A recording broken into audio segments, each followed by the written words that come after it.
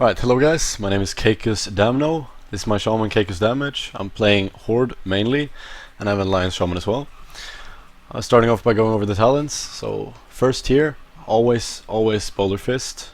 Second tier, Feral Lunge, just a good gap closer view. Here is where you start switching up. Earth Grab Totem if it's double melee, mainly when they don't have many freedoms, for example. But most of the time you play Lightning Surge because it's just a good stun. Hailstorm does most damage on this tree, for PvP at least. You play Tempest for this tier.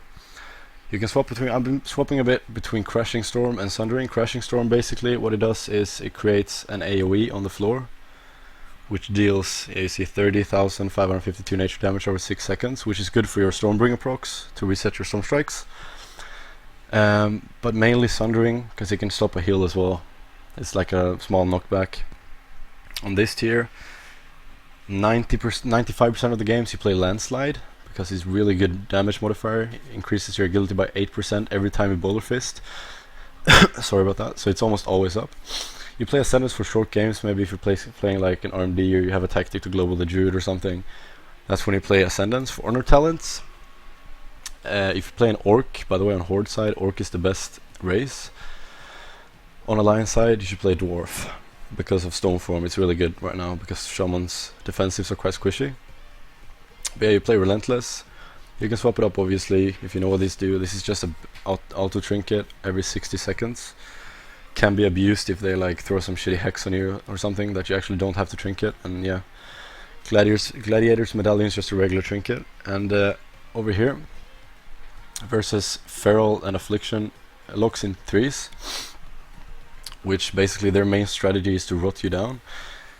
You usually play Hardiness, with your healer playing Vim and Vigor, so it stacks. While above 80% health you take 20% less damage, and Vim and Vigor increases healing done by 20% towards targets above 80% health. Most of the cases I'm playing Reinforced Armor with Purify Waters, because when I Purge or when I get Dispelled, I get 5% of my total health back in heals. So it's really good. It doesn't affect dampening as well. It's not downscaled by dampening, I think. Sparring, in this expansion, Assassination Rogues aren't even like physical melee attacks enough, or physical damage enough to play Sparring, because they're mainly poison damage and dot damage. I'd say you should play Sparring versus like Warrior or Windwalker Monks, if they like stack that, or like Windwalker Feral maybe in 3s or something, when it's like 80% physical damage. Counter-Strike, for mainly Counter-Strike is spec'd into because it's just like really good thing to, like kind of offensive defensive thingy to put down. If you can put it down in sneaky positions, it might actually change games. I tend to notice better people just instantly kill Counter-Strike. So Sky Fury is like 35% of the time in 3s it's better to play Sky Fury. In 2s it's like almost always better because people just rape the insta-kill Counter-Strike. So yeah, Purify Water stacked with Reinforced Armor is really great. If you're purging a lot, which you are as an Enhancement Shaman in this expansion right now. Spectral Recovery is really good when you chase a lot, but it's like, yeah, it's really meh. What you secondary pick most of the time is a Thorough Form versus like RMPs and stuff. It's a 45-second basically immune. You shouldn't die during a Thorough Form. Ride the Lightning, I've heard is the best one in this tier. Even for single target damage, it just basically does more damage than Static Cling does. Always Shamanism, as far as I'm concerned, because yeah, Bloodlust is just a huge modifier for all your damage when you go ham, when you get procs. So basically that's it. Let's see. Artifact traits, we can go over that real quick. So the path you want to take, obviously these are gonna change a bit depending on what thing you get. But the path you want to take and grind towards is obviously you start here, then you go to Hammer of Storms, Gathering Storms. I'll go over how you should play your artifact, how you should play out your artifact spec as well to do maximum damage. Then you go to Wind Strike, you take Alpha Wolf, you go up, you put 3 in Spiritual Healing, you take Storm Flurry, then you go to Doom Wolves, Elemental Healing, Raging Storms, then you go all the way back, you go Forged in Lava, Doom Vortex, and then you just finish your tree to unleash Doom. The simple rotation, I can show you. Basically, first priority is Boulder Fist for landslide and Boulder Fist, so your best modifier. Then you want to prioritize, that's first prioritization, and then you go Frost Tongue, or Frostbrand, sorry, which procs with Hailstorm, and it's like your best damaging attack during any game, like almost always. So you go Boulder Fist, then you go Frostbrand, and then third priority is Flame Tongue. If there's multiple targets, you might want to Boulder Fist, Frostbrand, and then Crash Lightning, especially if you're playing Crashing Storms, because you'll be doing so much damage to everything that you might get a Stormbringer proc, and that can put you ahead in a game, because you just do amazing damage. So you try and keep these three up always, your 4 modifiers, and that is going to be like top damage, just maximum damage, keeping that up, and then Crash Lightning for procs. Obviously, you hit Storm Strike off cooldown. You don't want to save your... sometimes you want to save your procs, your Stormbringer reset, or Stormbringer procs for Storm Strike, when you feel like you can kill the target, but otherwise you just want to dump them out for pressure just instantly, because if you're sitting at 2 Storm Strike procs, even if Stormbringer procs and you get it reset, you're not going to get any more Storm Strikes. So basically, just want to dump them out, make them clear so you can get more pressure. Lava Lash is like your least priority spell. You keep these 3 modifiers up. You keep Crash Lightning to target, so you get Gathering Storms. Damage of Storm Strike increased by 8%. So you Storm Strike off cooldown, and then you Boulder Fist, you keep this up.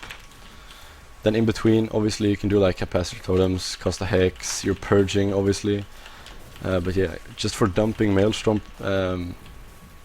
you should just hit Lava Lash. Like if you have these 3 up, you have Crash Lightning, there's nothing to Purge, nothing to CC, you should be spamming your Lava Lash.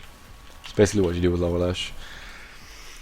So rotation is going to be that, and then obviously Purge is a really big thing for Enhancement Shamans right now. Like if you Purge well, you can Purge Power Infusion, you Purge Mage's Ice Form, and also it scales really well with Reinforced Armor and Purified Water, so it's just insane to Purge a lot. You actually get so much healing. So good comps for Enhancement Shamans right now. I'd say the best comp by far is Demonology Warlock, either Mistweaver Monk or Resto Druid. I think Resto Druid is slightly better, and Enhancement Shaman obviously. And the way you play that strategy is just you pressure as hard as you can when you get procs as Enhance. The lock will just do consistent insane damage, and every time you need to play defensive, you just sit in the Fellord and make them come to you, because Shaman is lacking defensives and they can't sit in the Fellord, so it's just a perfect combination for Enhancement Shamans right now. I was thinking about showing, I can show you my macros, which are really crucial, the really crucial ones. You need a focus hex macro, so if we do like this, set that to my focus. I hex regular target, I can't hex this obviously because it's target dummy, but I hex just pressing R, hold Alt, and I hex my my focus targets. That's really big, obviously. Your Purge macro should be the same macro but with Purge instead, so you Purge regular target and you Purge focus target. It's really good for purging Power Infusion, for example, on a Disc Priest, etc, etc. You need Cleansing Spirit or Cleanse Spirit macros for your healer and your DPS. So I have for myself here on Shift 4, for my healer on Control C, and for my DPS on Control V. Then we go over to healing macros. Heal for myself is Shift E, Shift 5 is for my DPS, and Shift G is for my healer. So those 3 macros are basically just they're really core to have. So people are wondering about Bloodlust macro, because obviously Bloodlust you can put it on your DPS as well, or your healer if you're playing 2s. So the macro I'm using right now is, this is just my Swifty basically. Here's Blood Fury stack from Orc Racial, Panflute of Pandaria, Doomwinds. You always, since the hotfix, Bloodlust is now no longer on a 45-second cooldown, it's on a 1-minute cooldown. So you always want to use it with Doomwinds. It's very simple. It actually reduces the skill ceiling of Enhance, because now you just pop those 2 together at all times, because it's just such a good modifier. And then Skyfury Totem, I put that in there as well. I have it on my bar still, so I can use it I always use Sky Totem instantly when it comes up, because it's just a really good offensive totem, as well as you get increased healing and stuff like that. And then I have like this. So this is my DPS, and this is my healer for 2s. So I cast Bloodlust at Nesma, which is my warrior when I'm playing Turbo Cleave. So when I go in, I always start with Boulder Fist, Frostbrand. As mentioned, if there's plenty of targets, you can go with Crash Lightning to get procs.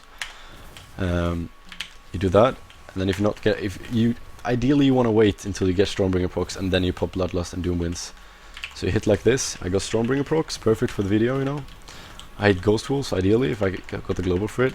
If I purge everything clean, Earth Shields and stuff like that, I hit Crashing Storms, pop everything together, and the Storm Strike is just gonna be huge. Like, that's like, I got procs again. This is perfect. I have a modifiers up still. I need to refresh Boulder Fist because it's first priority. Frostbrand, Flame Tongue. That's like 3 million, 4 million damage right there. And like 5 or 6 globals. So you always want to dump your Storm Strike procs, and that's basically it.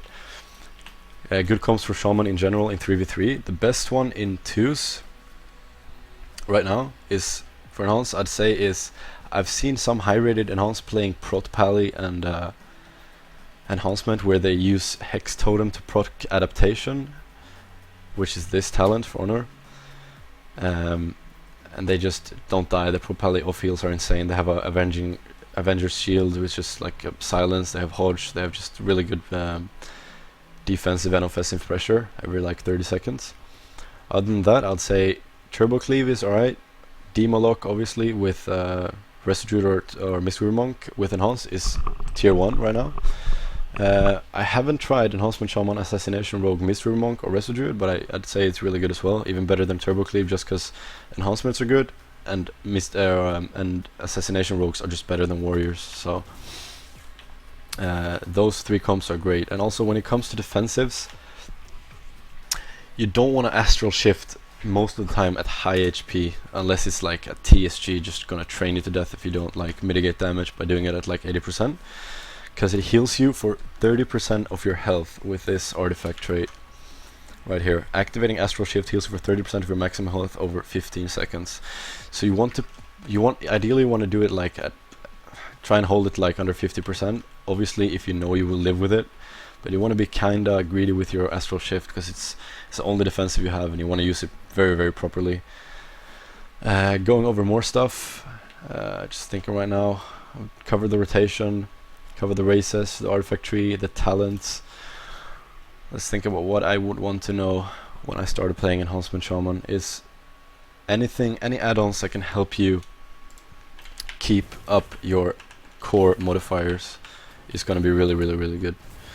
So I'm using Tell Me When. This is Tell Me When. Let's see, I can't do when I'm in combat. So this is Tell Me When. It's a simple add-on. I will put all the add-ons in the description box, obviously. I'm tracking my Astral Shift uptime, so I know it exactly. I'm tracking my Boulder Fist, my Frostbrand, and my Flame Tongue, which has helped me out a lot, keeping up those modifiers for just increased damage. For my main action bar here, this is an add-on called the Daft Main Bar. I will put that in the description as well. Also, I forgot to mention Wind Shear. It's basically the same macro as the heal and the cleanse macros. It's just that it has Wind Shear instead, obviously. And stop casting, so you can actually stop a heal or something, or a hex, whatever you're doing, just to interrupt your target. See if there's any macros I missed that are crucial. I don't actually think so. Well, yeah, you see I have 3 Bloodlust spells on my bars. I have 1 for myself when my healer or my DPS is losing me and I need to lust, because I can finish the target basically. I have 1 regular cost Bloodlust like that. I could have just a regular spellbook on my bars, but yeah, whatever. Then I have for my DPS, which is basically just to put all the names I cast at Bonalucius, for example, Bloodlust. And then I have for my healer when I'm playing 2s, but I mainly just, since it has same cooldown as Doom Winds, I just mainly just press G, which is my Swifty macro, and it does it. It's rarely, like 1 out of 50 games I have to just lust myself because my healer's stuck behind a pillar or something. Other than that, I think, oh well, this is like some next level shit as well if you want to use it. This is a Focus Feral Leap macro. Yeah, I don't use it too often either, but I just thought it would be cool to like have all your shit maxed out and macros figured out once I started playing Enhanced now in Legion. So I got that one as well. It might come in handy later on if they make it like so it stuns for 1 second or something when you leap up on a target. Probably not, but still, it's good to have. So my add-ons I'm using is, they're in my Twitch. If you go into twitch.tv/Caecusdamno, you'll find all my macros, but I'll go over them right now as well. So this right here, my target frames, is WoW unit frames. I will put it in my description as always. And then I have move anything, to just make my UI into perfection in my own opinion, and really comfortable for me. I'm using Gladius for target frames, or for Arena 1, 2, 3 frames, and then I'm using my interface options for my party frames. Let me invite this Shaman real quick. It's actually my friend. He's in a party. Damn, that sucks. He's in a group, whatever. So my raid frames are put right here. And the settings, let's see if he leaves his party. Never mind. Alright, interface, my raid profile. This is my setting for raid profile. I use raid style party frames because it's just much better attention. And then I use display incoming heals, display power bars, which is mana and everything. I'll show you right now when because we got a party. Display aggro highlight, it's whatever. Display class colors. Class colors is really good, I think, for awareness in general if you're new to PvP. Show debuffs is crucial, so you can insta dispel that hex when your healer gets hexed. Then I have maxed on frame height and frame width, and I have health percentage. So when I'm playing threes, I'm just looking at this bar. I'm not even looking at my own bar. I'm just looking at this bar because this is more exact of how much health I have and how, if I'm in danger, and how much in danger I am. So this is really good to set up properly for awareness and stuff like that. So making sure your UI is clean is actually really good, because you need to pay attention to when you can hex, when you can purge power infusion of priests, what the enemy healer is doing if he's trying to clone you, if it's a resto druid. If you're playing threes, you're playing versus a DK Windwalker monk, you set the monk in focus or something, you target the warrior, you can see when he pops Serenity, so you can use defensive cooldowns and call that out for your team. Just basically set up your UI. This is how my UI is set up for maximum awareness from my side. Just set it up as you wish, make it comfortable, make it so that you're always aware of what's happening during the arena games. One thing I forgot to mention, I'll go over my add-ons right now and see if there's anything. I'm using this SCADA add-on. It's basically a recount, more updated version, just so you can mix between, or like you can min-max your rotation. You can look at your damage. What did most damage? Oh, okay, Hailstorm, which should do more damage if you're playing rotation properly. Oh, it did like second damage on behind Stormstrike or something. Okay, maybe I should keep up my my Frostbrand a bit more if you feel like that's falling off. Then I'm using Omnibar, so when I pop cooldowns, like Lust for example, I can see with it has a text instead of just like the rotation thingy, the clockwise. Just for a bit more awareness there as well. KUI nameplates is the nameplates above the enemy target. It's just a bit more fancy, and I can modify it so it's bigger than the regular UI Blizzard interface frames.